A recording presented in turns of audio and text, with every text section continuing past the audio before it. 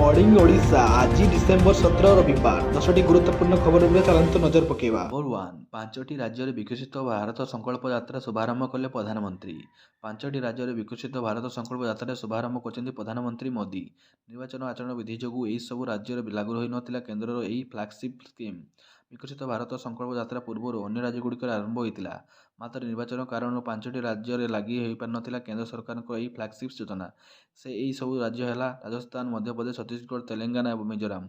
प्रधानमंत्री video conference जरिए यहाँ शुभारंभ कर। नंबर टू जनवरी 22 अयोध्या न आसवाक अनुरोध कले राम मंदिर कर्तृपक्ष। उत्तर प्रदेश अयोध्या निर्माण चलता भव्य राम मंदिर गर्भगृह काम प्रायतः शेष हो गला। एवं अयोध्या भित्तिभूमि बदलने को प्रयास चली कारण आसंता मासरे भव्य राम मंदिर उद्घाटन हो। जनवरी 22 मंदिर में राम प्राण प्रतिष्ठा कर उक्त ऐतिहासिक दिन मुख्य साक्षी बनने को लक्षाधिक श्रद्धालु अयोध्या जावाक लक्ष्य कर। तेज जनवरी 22 श्रद्धालु मैंने आदि आसतु ना बोली राम मंदिर ट्रस्ट संपादक चंपत राय संपद को अनुरोध कर। नंबर थ्री भारतीय रेल में खाली पड़ी 3015 पदवी। एथिपाई रजिस्ट्रेशन प्रक्रिया आरंभ हो जाइए। Railway recruitment cell west central railway पर बंपर पदवी आवेदन ग्रहण कराई। यही भर्ती अंतर्गत 3000 अधिक पदवी माई भर्ती करा।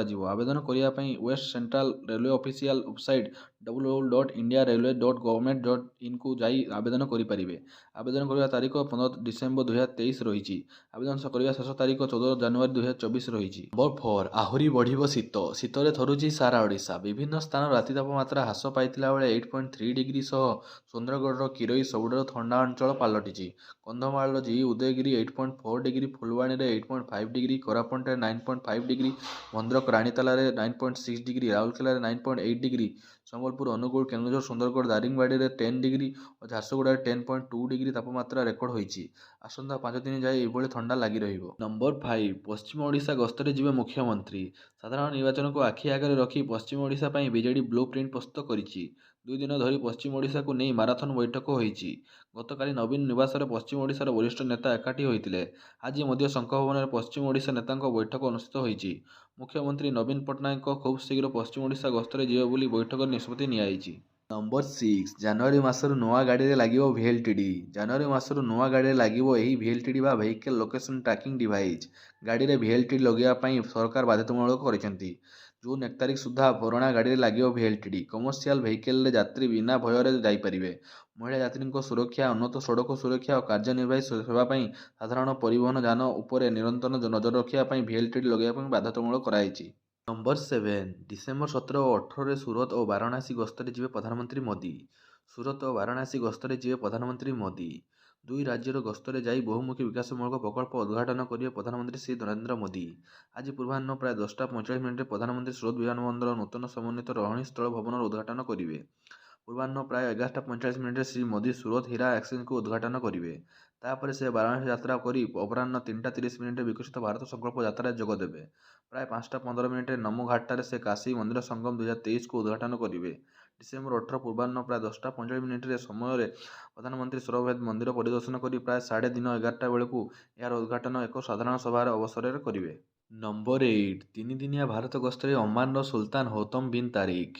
आरब देशर सर्वपुरातन स्वाधीन राष्ट्र ओमान सुल्तान हौतम बिन तारिक तांकर प्रथम राजकीय गस्तरे भारत में पहुंची। सकाळे राष्ट्रपति द्रौपदी मुर्मू और प्रधानमंत्री नरेंद्र मोदी तांकु राष्ट्रपति भवन में स्वागत करिसेंति। 3 दिनिया भारत गस्तरे सुल्तान हौतम बिन तारिक शुक्रवार नुआदिल्ली में पहुंचती। एठारे तांकु केंद्र विकास राज्य मंत्री भी मुरलीधरन स्वागत करथिले। एही गस्त भारत और ओमान मध्य बंधुता और द्विपाक्षिक संपर्क को मजबूत करिवो।